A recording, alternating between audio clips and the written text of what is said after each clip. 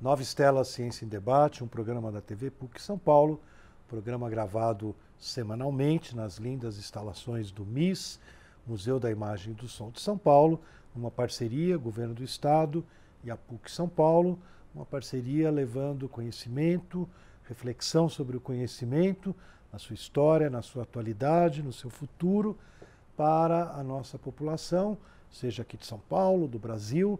Nova Estela está no YouTube, então além de assistir no canal universitário, você pode acessar todo o nosso... Nós temos mais de 200 programas já gravados e disponíveis na rede, versando dos tabletes da Babilônia aos tablets eletrônicos dos nossos dias. É realmente um leque muito divertido.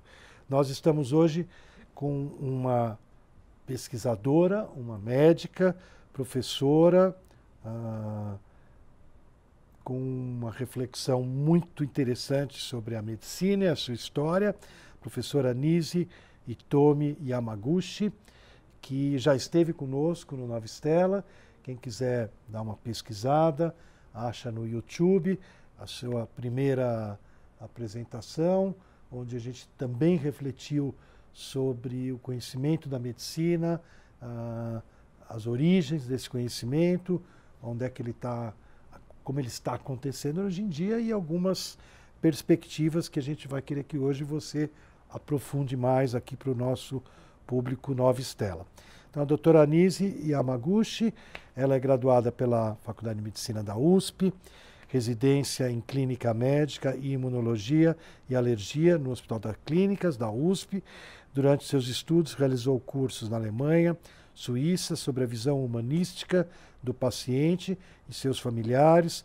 Participou em reuniões em Nova York com cientistas do Memorial Sloan Kettering Cancer Center, onde ela aprendeu aspectos da imunologia de tumores que resultaram da sua tese de mestrado. Frequentou o Anderson Cancer Center em Houston, onde realizou experimentos com vários importantes professores. Daí defendeu a sua tese de doutorado de pneumologia do Hospital das Clínicas da USP também.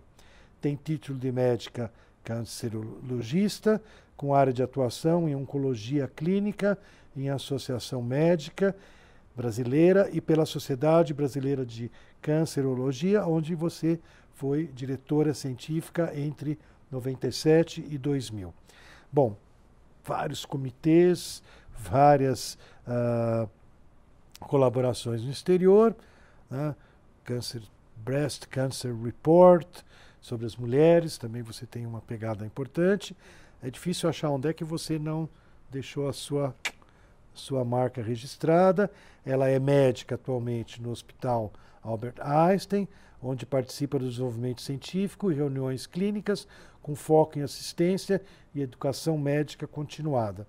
Eu sei que o Einstein, já participei de um evento de educação corporativa, né, que estava lá a Microsoft, esses grandes grupos. O Einstein tem um destaque grande por essa noção de educação continuada. Ela é diretora de Relações Institucionais da Associação Brasileira de Mulheres Médicas do Estado de São Paulo e do Brasil. Organiza congressos nacionais e internacionais com foco em controle do tabagismo e medicina personalizada e de precisão. Conheci a Nise em Paris, né, onde ela estava indo para Lyon receber justamente um prêmio por essas atividades, inclusive não só no âmbito nacional, mas no âmbito internacional. Eu estava indo para Lyon apenas para assistir um jogo de futebol das mulheres na final da Copa Feminina, mas nós quase que viajamos juntos para aquele trenzinho rápido, gostoso para Lyon. Linda cidade, parabéns pelo local onde você foi, né, se ancorar lá na França. E eu pedi para você voltar aqui no Nova Estela, porque você já deu para nós uma boa pincelada na tua visão extremamente profunda sobre o conhecimento, né, até o inconsciente coletivo, mas eu queria que você falasse um pouquinho dessa relação neuropsico, né, você tem uma visão sobre como que hoje em dia, né, tem coisas enxergando, né, a gente tem na história da ciência, Nise, uma alternação, uma dificuldade, né? Tem períodos que o homem olha e vê matéria, né? Só matéria, né? E tem épocas que o homem vê espírito, né?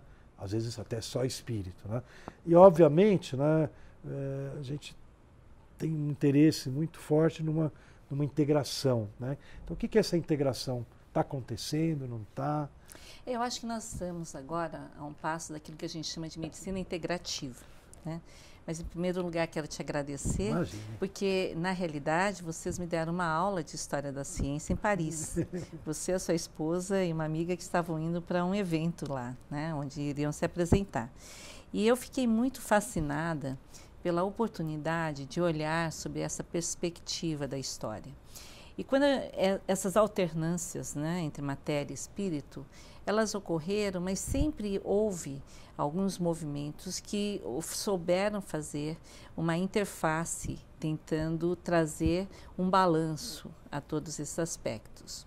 E a humanidade, então, ela foi caminhando ao longo desses anos todos dentro de uma questão que é como se preserva a vida. Porque passamos de uma época em que as pessoas tinham os filhos e morriam de todos os tipos de infecção, ou antes de terem os filhos morriam. Depois, várias outras questões de higiene, etc., foram melhorando, e hoje nós temos uma humanidade onde a vida média de muitos países é de 70, 80 anos. Até países mais morre. como ainda morremos, né? Mas, quiçá, possamos ser eternos enquanto seres. E aí a grande discussão é se essa eternidade se dá através dos nossos atos, dos nossos afetos, das nossas trocas, e permanece nesse plano, ou se essa eternidade se dá através de outras vivências, e é um debate que não vai ter como ser concluído, porque ele exigiria muitas experiências que quem acredita que é de um jeito não vai ter, e quem acredita que é de outro não vai conseguir convencer. Então, uma das coisas que eu me preocupei em estudar é a psiconeuroendócrino-imunologia. Por quê? Porque existe um aspecto no nosso sistema neurológico que é, dependendo da ideação que você faz, por exemplo, estamos aqui a pensar sobre um limão. Imediatamente você sente a boca encher de água. E se eu falar para você, não pense no limão, você já pensou no limão. Então o cérebro não leu não. Então tem a neurolinguística, e que é usada hoje por todo o marketing. Eu fui para um curso outro dia de neurociência no Einstein, e os meus colegas, metade era marketing, metade era propaganda, metade, eram outros aspectos. Por quê? Porque a influência dos aspectos neurológicos no comportamento e também em aspectos bioquímicos está sendo conhecida. Como é que isso acontece? Se você tem um medo, você vai assistir um filme, é tudo virtual, mas quando alguém chega e te lançam alguma coisa, você leva um susto, seu coração dispara, você tem uma frequência cardíaca às custas de adrenalina, e aquilo interfere na sua produção de cortisona. E é como se você recebesse uma injeção de cortisol no sangue, que diminui a sua imunidade. Se isso ocorre diariamente num campo de concentração, onde você não sabe o que vai acontecer no próximo segundo, aquilo gera um estado alterado imunológico, que faz com que você produza cortisol o tempo todo e a sua imunidade baixe. E se você, além disso, tiver dificuldades de alimentação, não puder fazer exercício, você tem atrofia muscular, você tem frio, você tem... Tudo isso faz com que uma pessoa, para ela conseguir sobreviver naquele lugar, ela tem que ter uma motivação absurda. Então, as pessoas que davam aulas umas para as outras, tentando motivar e por que vale a pena viver, elas faziam parte da essência da oportunidade de sobrevivência. Quando você entende que um paciente pode utilizar esses instrumentos mentais emocionais a seu favor, como diminuindo o estresse através de técnicas comportamentais, melhorando a respiração, porque quando você respira, vai até o fundo, bate em alguns barorreceptores do tórax e aquilo cria uma sensação de bem-estar. Respira fundo, solta, aquilo cria uma sensação de bem-estar e uma harmonização que torna possível a produção de serotonina, de dopamina, que por consequência vai aumentar a produção de células T defensoras do organismo e que por fim podem contribuir com um tratamento imunológico. Uma outra coisa que descobriram é que a quantidade de bactérias do seu intestino participa de um sistema chamado microbiota. É um bioma de bactérias, fungos e vírus presentes no seu intestino que participam da memória imunológica do seu organismo. Se você tiver uma pessoa com uma microbiota muito boa, você pode fazer um transplante de fezes que vai ajudar uma pessoa que esteja numa UTI em septicemia a combater a septicemia, porque a memória imunológica que vai ser ativada vai melhorar o componente imunológico daquela pessoa. E até grandes medicamentos, como imunoterápicos hoje, que podem curar melanoma metastático, câncer de rim, câncer de bexiga, câncer de cabeça e pescoço, câncer de pulmão, podem dar respostas completas duradouras. A gente tem um cuidado de não falar em cura, a gente fala em respostas completas duradouras, que vão, independente muitas vezes, da manutenção do tratamento. E essas pessoas que têm uma microbiota saudável, quer seja com alimentos que não tenham muito açúcar, muita fermentação, que não tenham muitos embutidos, que não tenham muita carne, esses indivíduos têm uma microbiota melhor. As bactérias que habitam ali, elas são mais favoráveis ao sistema imunológico.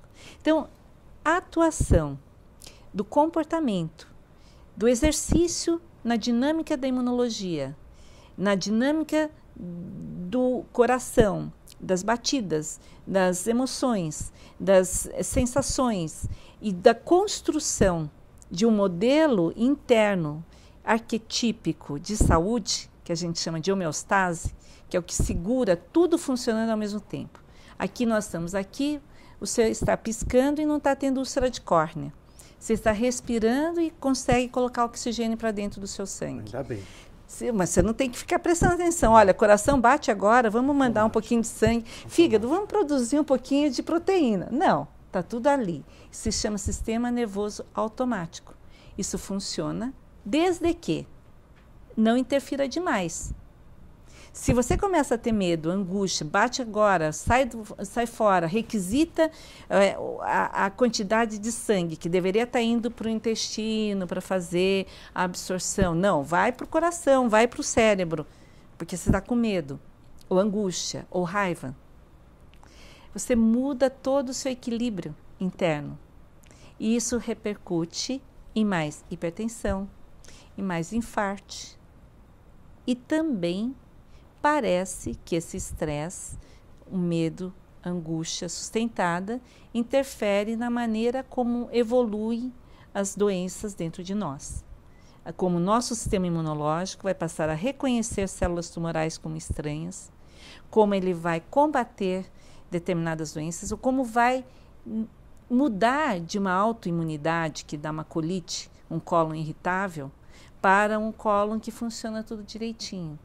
Então, nós somos resultantes do ambiente que vivemos e de como nós representamos esse ambiente dentro de nós.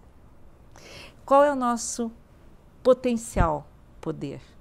É que a gente mude a forma como a gente interpreta os elementos externos, que a gente crie um ambiente interno de abertura, de qualidade, de emoções favoráveis para o nosso bom funcionamento.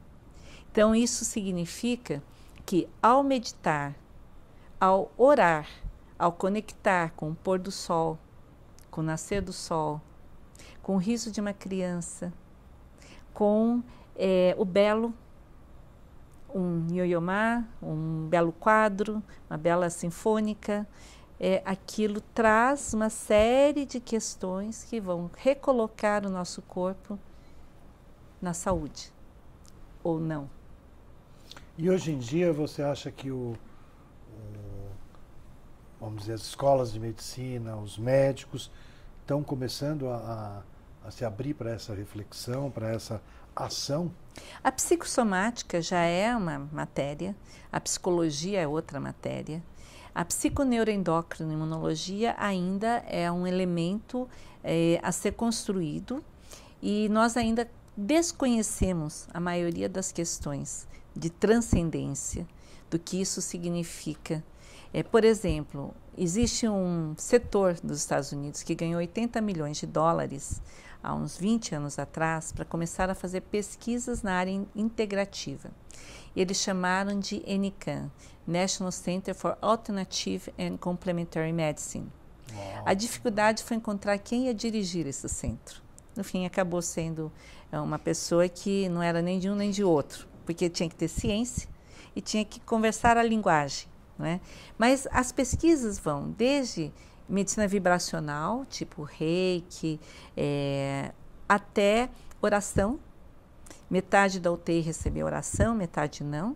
Até medidas cognitivas comportamentais, onde você tenta melhorar a respiração, o batimento cardíaco através de técnicas. E outras que aí são medicinas à base de ervas ou medicinas naturais, enfim. Mas esse NCAM virou NCIM, agora é National Center for Integrative Medicine. Então, o termo cunhado para esse momento da humanidade, em que ela tenta compreender tudo aquilo que tem na genômica, na produção de proteínas, na proteômica, na epigenética, que vê como é que o genoma funciona, é integrar esse conhecimento com os aspectos biopsíquicos sociais daquilo que a gente chama do inconsciente coletivo, das emoções, de um conjunto de efeitos de campo que fazem com que as pessoas sejam quem são. E como retomar dentro desse indivíduo as suas capacidades maiores de reação, né, e de melhoria do seu sistema imunológico ou harmonização do seu sistema com as doenças autoimunes, por exemplo, que um excesso de anticorpos contra juntas pode dar artrites terríveis, pode dar lúpus, pode dar vasculites. Então, você também precisa reorganizar um sistema chamado idiotipo-antidiotipo, onde o ser, o eu e o não eu, né, porque a doença autoimune ela agride o próprio corpo. Então, isso também se passa numa memória construída a partir da memória intestinal lá na infância, na primeira infância. Então, nós temos aqui, hoje em dia, uma oportunidade rara de juntar ciências de diferentes áreas para construirmos uma nova ciência. Então, nós estamos falando aqui do futuro da ciência, né? O futuro da ciência vai passar pela integração dos conhecimentos, do que o ambiente causa nas pessoas. Então, a arquitetura, do que o ar, do que a poluição, do que os raios todos que estão aqui permeando, estão interferindo, o que eu interfiro em você ao te encontrar, ao olhar. Será que a física quântica tem algo a dizer para nós? Será que a química aplicada a bioquímica aplicada através desses microambientes, né, que eu falei, assim, se ter algumas coisas que nós estamos começando a entender. Nós somos tão presunçosos com um pouquinho que a gente acha que sabe muito, mas nós estamos assim, isso tudo que acontece no organismo acontece há milhões de anos. A gente está começando a entender um pedacinho de nada. Então, mas já é maravilhoso. Então, eu acho que o futuro da ciência vai ser essa oportunidade de também ter uma interdimensionalidade. Eu acho que outras dimensões e outras formas de conhecimento podem ter mais interferência do que nós conhecemos. É como o espectro da luz visível. Você tem o infravermelho, o ultravioleta. Você achava que não existia luz além do ultravioleta, mas o ultravioleta você ainda percebe os efeitos. Mas será que não tem outros espectros de outros tipos de energias que nós desconhecemos? E por desconhecermos, nós negamos? Então, assim, eu tenho uma relação muito profunda com os meus pacientes, e de vida, e de morte, e de buscar, assim... Você trabalha muito com experiência da morte? Eu trabalho muito em buscar evitar a morte. Eu faço isso dia e noite sem parar. Eu busco conhecimento de todas as áreas, trago aquilo que eu sinto que para a pessoa vai melhorar. Então, os meus pacientes fazem reiki, massagem, autoconhecimento, meditação. Para cada um é o seu tipo. O outro vai só ali na praia apreciar o pôr do sol. Outro vai brincar com as crianças. O outro vai nadar no mar. Entendeu? E são coisas que... E um paciente meu que não acreditava em nada, a gente fazia viagens pelos lugares que ele já tinha conhecido no mundo, quando ele estava numa cama e não conseguia mais viajar. E aí nós aprendemos a voar juntos. Então, na hora de ir, ele já sabia voar. Então, são coisas assim que a gente pode ampliar a nossa visão de mundo, também na experiência, conhecendo a visão do outro. Eu já cuidei de budistas, de hinduístas, de pessoas judaicas, israelitas, cristãos, espíritas, de todas as áreas. Cada um me traz um aspecto do seu conhecimento e da sua vivência. Aliás, fazendo um parênteses, quando eu estava chegando em Lyon, e tudo eu coloco nas redes, né? Estou chegando em Lyon, e várias pessoas aqui do Brasil falaram assim, é a cidade do Kardec. Eu nem sabia, né? Não estava no meu... Mas já fiquei impressionado que era a cidade do Kardec. Né? O Brasil tem mais ligação com o espiritismo do que quaisquer outros países. Eu entrevistei já aqui nessa mesma cadeira uma professora que defendeu também na PUC, não na área da história da ciência, na área das ciências da religião, uma belíssima doutorado, um trabalho de campo, espiritismo e judaísmo. Que interessante. É interessante. O judaísmo, para mim, ela tem muitas vertentes, né? Eu conheço pouco, mas ele tem assim um conhecimento profundo, milenar. Os rituais, eles estão presentes na maioria das religiões do planeta. Então, é algo assim, além da força, né? O número de prêmios nobres que tem dentro da comunidade judaica é impressionante. É um pensamento inquisitivo, questionador, racional. Desde a infância, a criança é treinada para o embate intelectual, né? E que às vezes no Brasil a gente tende a ser mais assim, bater nas costas, tende a acomodar mais as questões.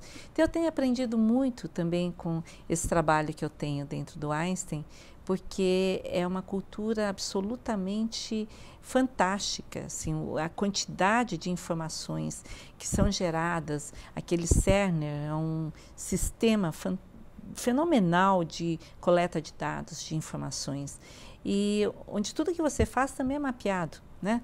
Então, o paciente, ele também tem a oportunidade, mesmo assim, se ele não está contente, ele liga numa linha e fala, olha, eu não estou me sentindo visto. E são coisas assim muito interessantes e a gente vai aprendendo nesse caminhar. Para mim, essa é a essência da vida. Essa trilha, né, que você falou num outro momento, ela não é um voo solo.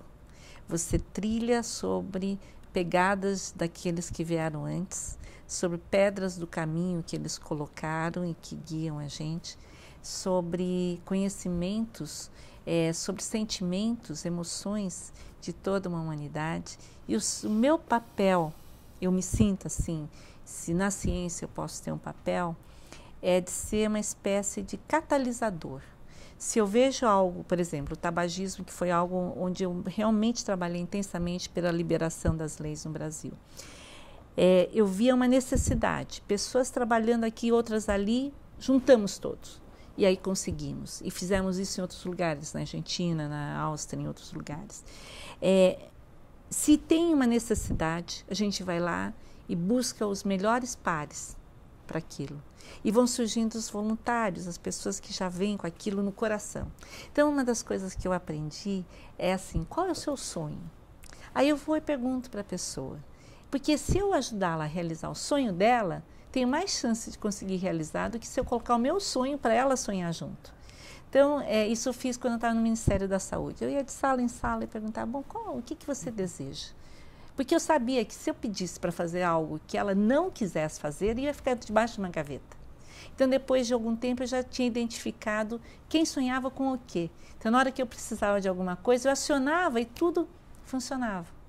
Eu queria só até fazer um complemento, a gente está com o tempo quase acabando, mas só que, como você mencionou, né, até um tempo atrás, quando alguém falava dos prêmios Nobel da comunidade judaica, né, eu sempre buscava um professor da USP, já falecido, o Jacob Ginsburg, que uma vez numa banca, ele era ateu, não era nem religioso.